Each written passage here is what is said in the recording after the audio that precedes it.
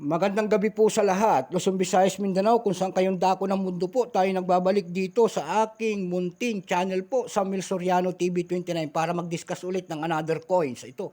At ito ay ating hilig, pagtatalakay po ng mga presyo ng ating barya na koleksyon. Ayan po, magandang gabi po sa lahat na numismatis at kolektor kung saan kayong dako ng mundo po, lalong-lalo ng aking mga subscriber po. Thank you so much po sa lahat.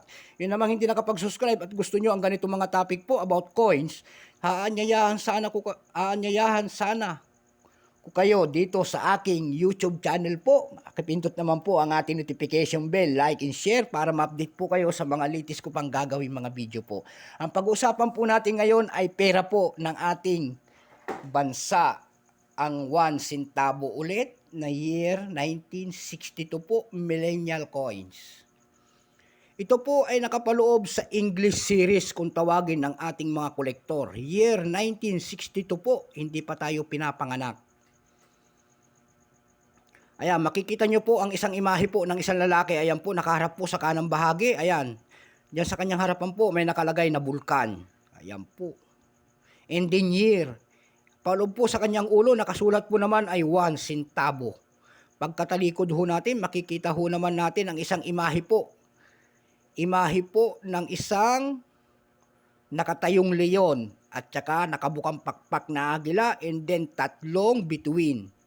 Kung tawagin yan ay coat of arms of the Philippines po. Ayan, yan po ay selyo ng ating Bangko Sentral na luma.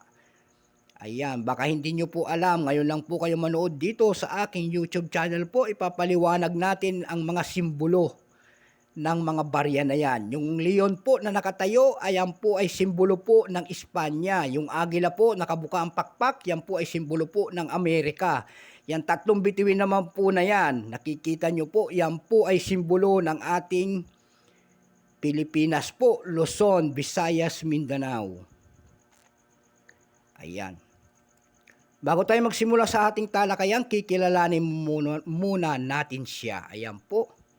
Issue po, Philippines, period, Republic, 1946 up to date po. Type, standard circulation coins, years 1958 hanggang 1963. Value, 1 centavos po, currency piso, 1967 up to date po. Composition po nito, brass copper po. May bigat po itong 3.8 grams. May haba po namang 19 mm. May kapal po naman itong 1.45 mm. Hugis po, syempre bilog. Orientation niyan, coin alignment.